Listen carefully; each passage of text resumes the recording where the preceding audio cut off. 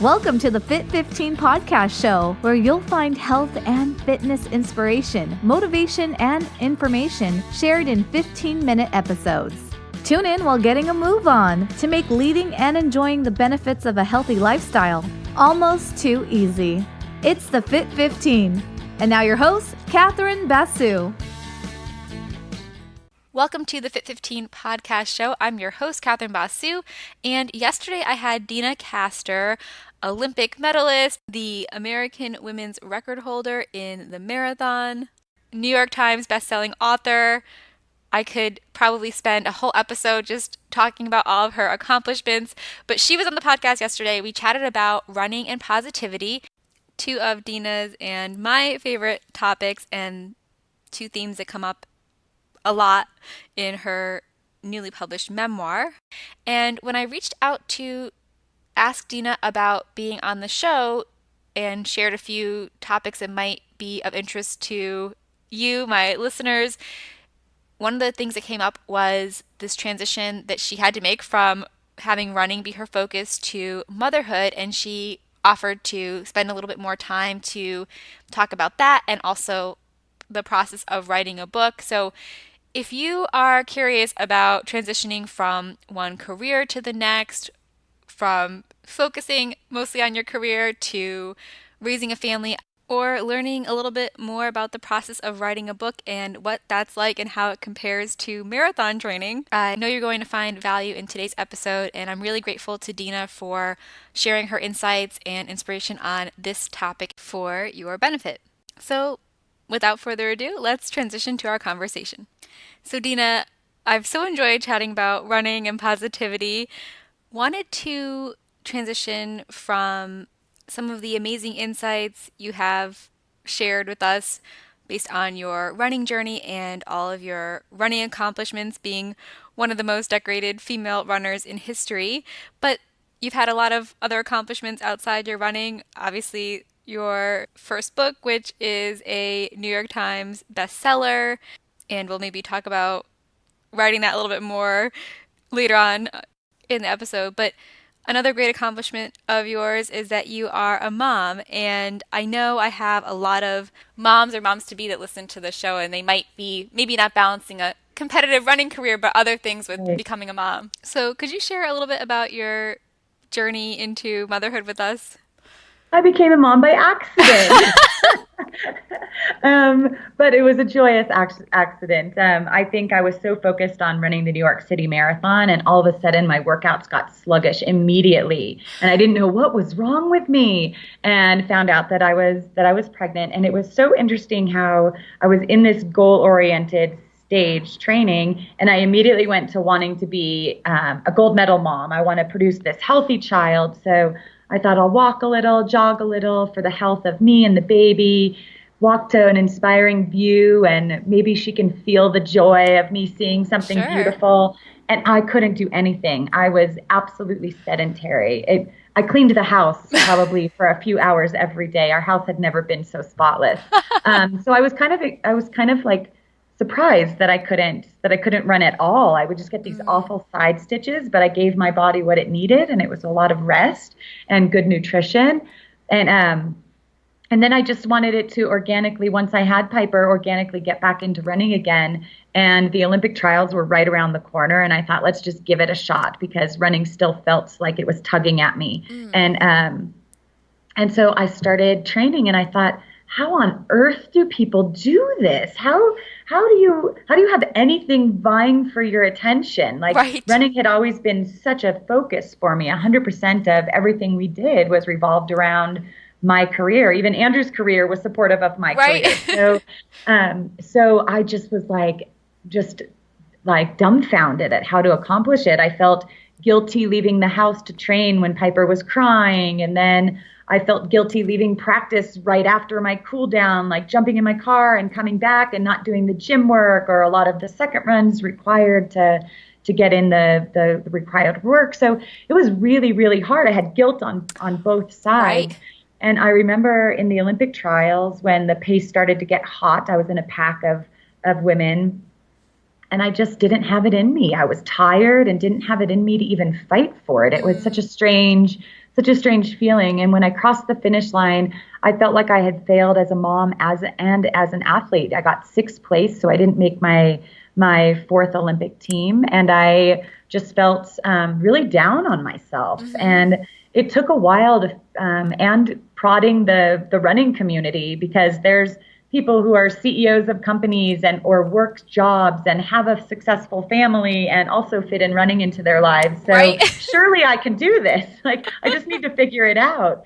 And so I made priorities of health and family coming first, and running and career coming second. And it seemed to give me the excuse I needed to justify whatever I wanted to do at that moment. Like, Sure. Getting out the door to run is going to make me a better mom because I'm going to feel better when I come in, and it's also putting food on the table. So Right.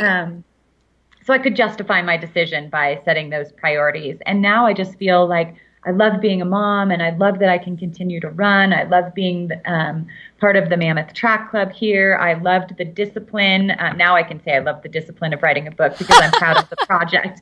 But but in the thick of it, it was the hardest thing that I'd ever done, because I had to ignore running and ignore my family. Right. I had to Velcro myself to a seat and just write when it was so beautiful outside and they were playing in the parks. And, but the hard, I think one of my favorite quotes is from Barack Obama in his inauguration speech, and I'm not going to get political at all. This just really stood out to me, that he said, "There's nothing more satisfying to the spirit and more defining of your character than giving your all to a difficult task." And I kept thinking that. I had it on a Post-it note on my computer. So I was like, this is difficult, but it's going to be satisfying when it's over. Right. And it definitely was. I just needed to encourage myself a lot along the way. Right. Like that difference between success and excellence, I feel like, which comes up in the book. Yes. Speaking to that as well. Yeah, absolutely. Very Absolutely. cool. Very cool. So you kind of made it work, right? And kind I guess that mental piece too, right? It comes back to balancing and having motherhood become part of your life, even though running was Right. so important. Right. And kind of letting myself off the hook with that guilty feeling. Hi friends, it's Catherine, and I definitely have a guilty feeling here interrupting Deena, but that sound is the halfway point reminder. We're around 7.5 minutes into the episode, so if you're joining us for an out and back 15-minute walk, you want to turn around now. All right, back to Deena. I learned to be, when I was out there running in my running shoes, I would be so into the run because that was my moment to run. And then I would come home and I would be so into Piper and Andrew and the dogs because that was my chance to be with them. So I tried to really embrace and dive into whatever role I happened to be in.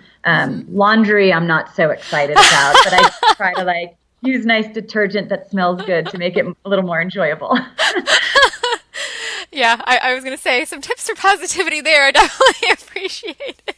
Yes, yes. And there was that, I put in the book my opinions on strategic joy, how sometimes there's not so great aspects of our jobs or our lives that have to get done, but they're not the most enjoyable, and to find ways to spark joy in those moments, like putting a fun quote above your laundry room, or adding flowers to your kitchen counter on a dreary day. Or we have a chalkboard that I'm staring at right now, and it's actually a Sean Acor quote. Oh. How funny. Happiness is the joy we feel striving toward our potential. Oh, yeah. And it's him defining happiness. So, so we have a chalkboard to kind of spark joy in the house. So whatever it takes to just add joy to mundane things in our life, I think it's important to do that so that we can embrace it all. Yeah. And so you had your author journey. You said it was the most challenging thing you've ever done. Do you want to share anything about that? And just, for maybe the aspiring authors out there, even though it's really hard. Yeah. And it was so interesting. My co-author, Michelle Hamilton, who was a blessing and really the only reason why I was able to follow through with this project, because I kept thinking I can't give anymore. And she was there for me. And I thought, dang, I need to hang in here for her. She left her job at Runner's World to take on this project. Oh, wow. And I just felt like I owed it to her to give her more. And so I would sit sometimes with a paragraph for 4 hours before sending it back to her. And she's like, I know what you're trying to say, but this word isn't right. And we would sit there on the phone for another hour talking about the right word. And I would get so frustrated. And she says, you realize now we're just thinking of a word as opposed to the whole arc of the story that we were stressed out about like a year ago. And I'm like, okay. So she'd like calm me down and talk me off the ledge of bailing ship. So it was really great to have a co-author to just feel accountable all the time and to keep me grounded and in my seat, because I felt like I owed it to her. She was showing such discipline that I felt like I owed it to her to do that too. Yeah. So I guess the importance of having a coach, whether it's in running or writing a book or, you know, or support team. Yeah. Accountability. Team. Absolutely. And then we found that again in our editor at Penguin Random House, Kevin Doughton, who we got our manuscript back and we thought, hey, this is pretty good, and gave it to him. And there was so much red ink on those pages. I nearly died when I saw it. So not being defeated, but hey, this is what I like. I like to be challenged and put to work. And it wasn't just explaining something more. It was like, oh my gosh, if he doesn't understand this by the end of the chapter, we have to rewrite the whole chapter because he should understand these words by now. And so it was really, it was just a challenge. It was sometimes in front of, we logged over 500 Skype hours together over the past year, Michelle and I. And a lot of it was just sitting in front of the computer from 4 a.m. until 11 o'clock at night and running into the kitchen for snacks and lunch and dinner and just getting back to the seat. And Michelle and I both had different ways of writing.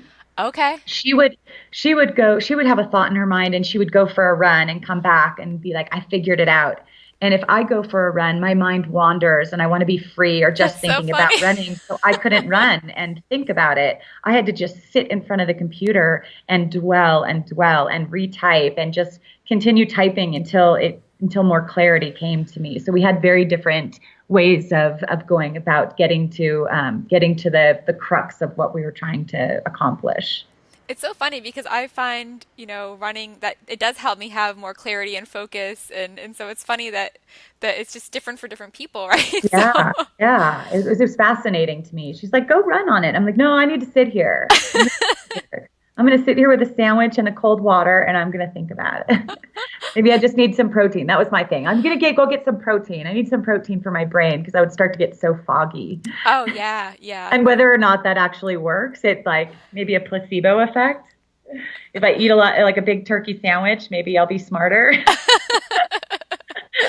that brain food or maybe some salmon. Yes, salmon, eggs, some good eggs. Yeah, nice omelet to get my brain going. That's too funny.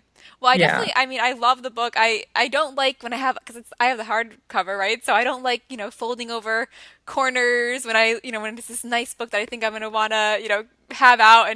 But I did it with no shame. I have all my little corners, I was going to say, you were so kind. When I read books, like my the Happiness Advantage book is like yellow highlighter, blue highlighter for different reasons, and then dog-eared pages, and even like whole paragraphs like blocked off and starred in the margins. So hard on books.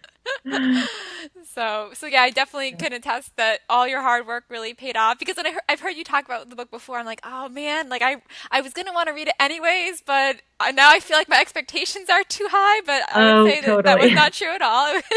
It exceeded my expectations. And I would recommend it,